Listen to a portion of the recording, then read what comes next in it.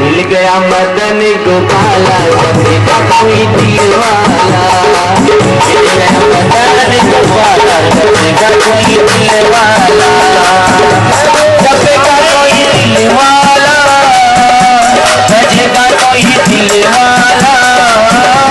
जपेगा कोई दिलवाला बजेगा कोई दिलवाला।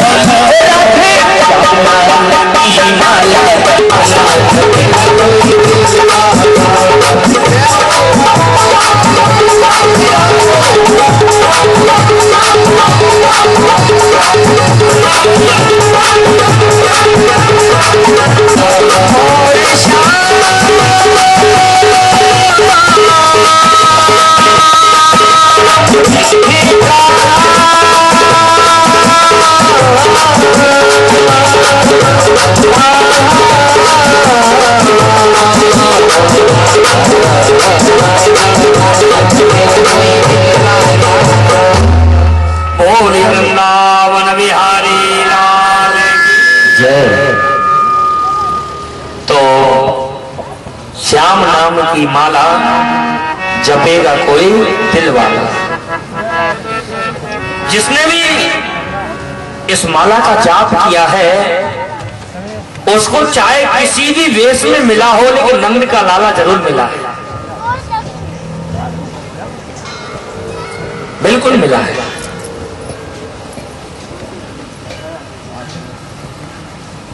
यहाँ तो दूसरा दिन है कथा का। अभी इससे पहले हम दिल्ली में गए थे कथा करने। वहां पर उपाध्याय चैरिटेबल ट्रस्ट अभी नया ट्रस्ट बना तो उसका उद्घाटन ही कथा के माध्यम से हुआ। फिर हमने कहा बोल ठीक है चलो। अपना नादिया तैयार किया। मां पार्वती और भोलेनाथ दोनों उस नादिया के ऊपर बैठे।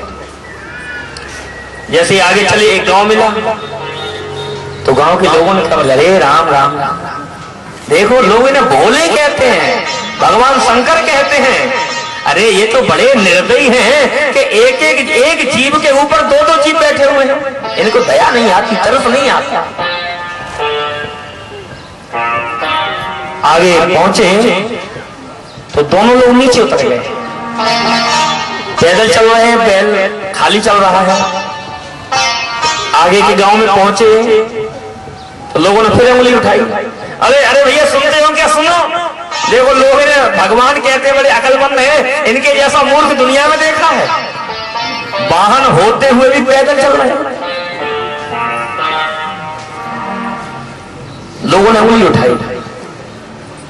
गांव से बाहर निकले तो मां पार्वती को बैठा दिया। देवी आप बैठो, मैं पैदल चलता हूं। अरे अरे भैया सुनो सुनो सुनो, तुमने जोरू के गुलाम को देखा है? बोल नहीं आओ। देखो ये अपने आप में भगवान बनते हैं। देखो ये जोरू के गुलाम है, अपनी घरवाली को तो वाहन में बिठा लगा, खुद पैदल चल रहा है। देखो ये भगवान है। लोगों ने फिर उंगली उठाई। अरे अरे सुनो भैया सुनो, देखो इसको लोग भोले कहते हैं। कितना निर्दयी है ये। अरे कमलों से कोमल जो पार्वती है उसको देखो कितने अटपटे मार्ग पर पैदल चला रहा है। इसको तरस नहीं आ रहा है और खुद भोला भाला होकर के और वाहन में बैठा हुआ है। जब दोनों बैठे तो भी अंगुली, दोनों उतर गए तो भी अंगुली, एक बैठा तो भी अंगुली, पार्वती बैठी तो भी अंगुली। अब बताइए ये दुनिया किसी हाल में जीता? ठाकुर के दरबार में नाचने के लिए नहीं होती। और जो ठाकुर के दरबार में नाच लेता है ना, उसको जो 84 लाख योनियां है ना, उनमें नहीं नाचना पड़ता है। कहते ना सबय नचावत राम गुसाई बंदों कीट मरकट की नाई। हम लोग नाच तो रहे हैं। कभी घर से कुछ किसी ने कहा तो गए, कभी देवी जी ने कहा तो गए, कभी बच्चे ने कुछ डिमांड कर दी तो बस नाच रहे हैं। लेकिन अगर उस नाच से बचना चाहते हो तो ठाकुर के दरबार में जरूर जाना चाहिए।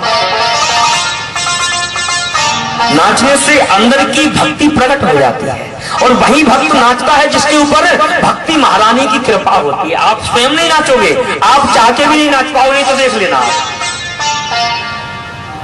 हजारों में कोई किसी के ऊपर ही कृपा होती है। तो कहने का मेरा अभिप्राय यही है, बात मानो न मानो खुशी आपकी, लेकिन अगर मन में भक्त के मन में भाव आए तो उसको छुपाना नहीं, उसको प्रकट करना। क्योंकि हम दुनिया की दी हुई वस्तु को तो छुपा सकते हैं, लेकिन परमात्मा की दी हुई वस्तु को हम छुपा नहीं सकते, उसका तो इजहार हो ही जाता है। जाते हो तो नबज पकड़ने के 100 रुपए लेता है, और यहाँ 5 पैसे में ही संकट मिट जाए, संपत्ति आ जाए, भाई वह भंडार पर तुम्हारे घर में बढ़ जाए, वाह बड़े घाटे का सौदा। और फिर बाद में गाते हैं, तेरा तुझे अर्पण क्या लगे मेरा,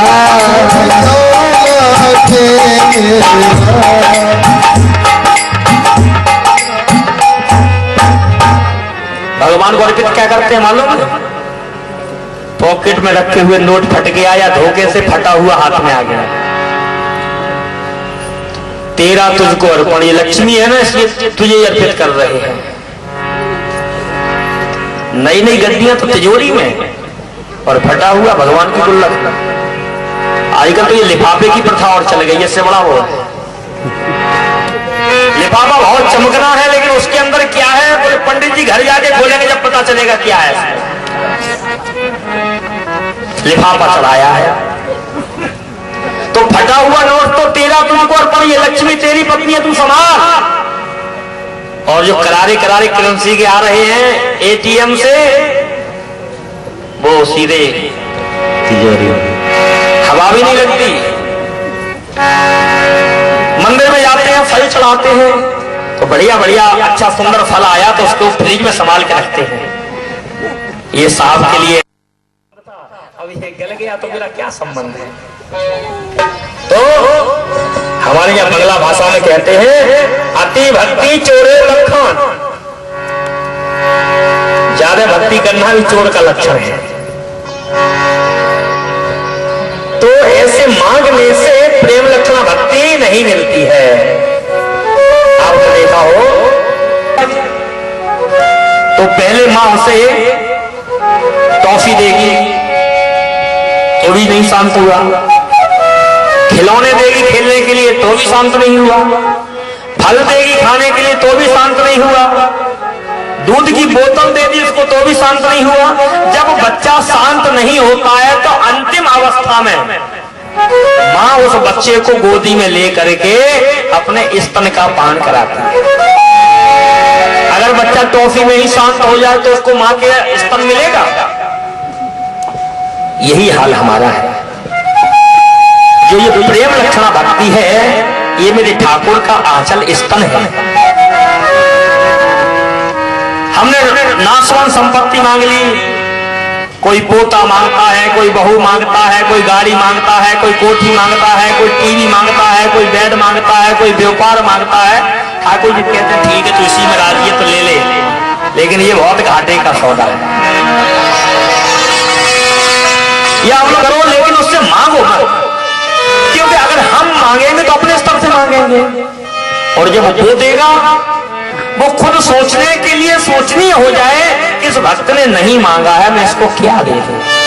और हमारे स्तर से उसका स्तर बहुत बड़ा है, और जो अपने स्तर से देगा तो हमने सोचा भी नहीं जीवन में वो हमको मिल जाएगा। किसी शायर ने कहा है कि खुदी को कर बुलंद इतना, खुदी को कर बुलंद इतना कि हर तदवीर से पहले खुदा खुद बंदे से ये पूछे कि तेरी रजा क्या है। ठाकुर को प्राप्त करने के लिए जीवन में प्रेम लक्षणा भक्ति होना बहुत आवश्यक है। भगवान नंद नंदन श्याम सुंदर जब इस लीला धाम को छोड़ करके जाने लगे तो वो कहां गए?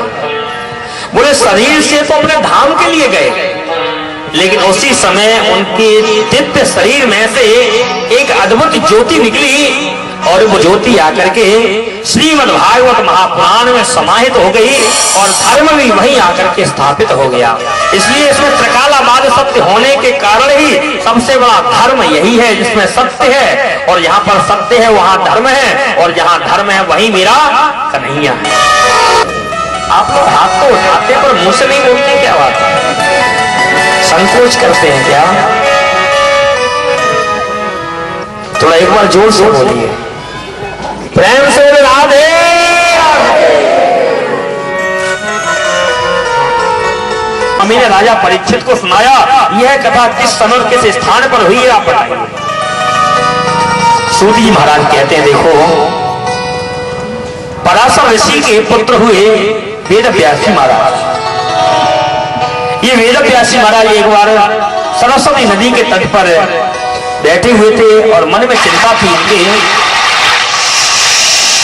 कि मैंने 4 वेद 6 शास्त्र इतने पुराण मैंने लिख दिए, ज्ञानी है, इतना बड़ा ज्ञानी पुरुष आज चिंतित मुद्रा में बैठा हुआ है, इसका कारण क्या है? देवर्षि नारद ने आकर के पूछा। वेद व्यास महाराज ने कारण बताया।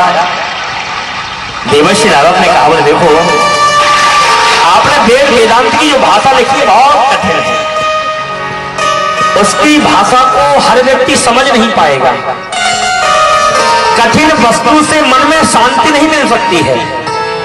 अब आप ऐसा करो, अगर आप स्वयं शांति की प्राप्ति करना चाहते हो, जब तक हमको शांति नहीं मिलेगी तब तक हम तुमको शांति क्या दे सकते हैं? ये अमृत का कलश है, जब साधारण दूध कुपात्र में लेने से फट जाता है तो ये तो अमृत है। अमृत अगर कहीं कुपात्र के हिस्से में चला गया तो इसकी दुर्दशा हो जाएगी। इसलिए पात्र होना बहुत आवश्यक है। भोलेनाथ के मन में विचार है। वेद व्यासी महाराज के मन में बड़ी चिंता, प्राण लिख के तैयार तो हुआ। जब वेद व्यासी महाराज के मन में चिंता हुई है तब देवर्षि नारद अपना वीणा लेकर पधारे। देखिए, जो भक्त होते हैं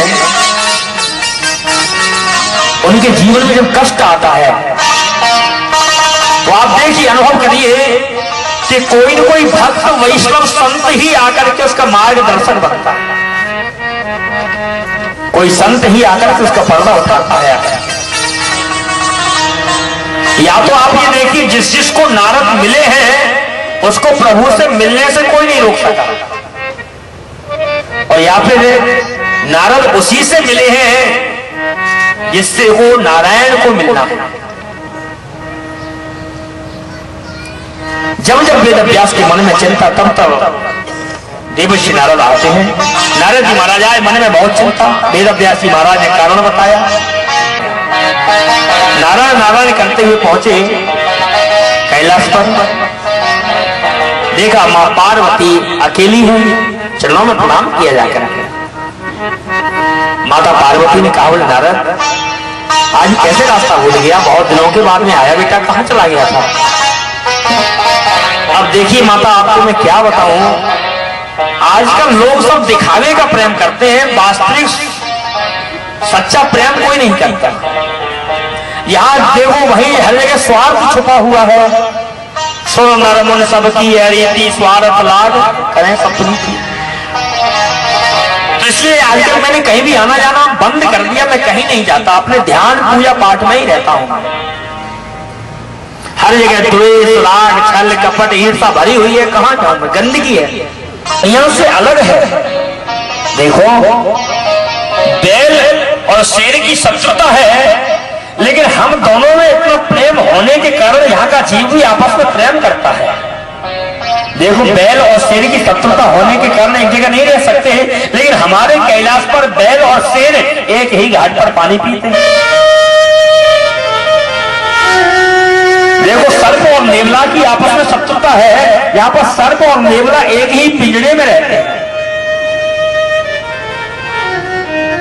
इस तरीके से प्यार की भाषा बताई, इसका प्रभाव नारद जानते हो रही है।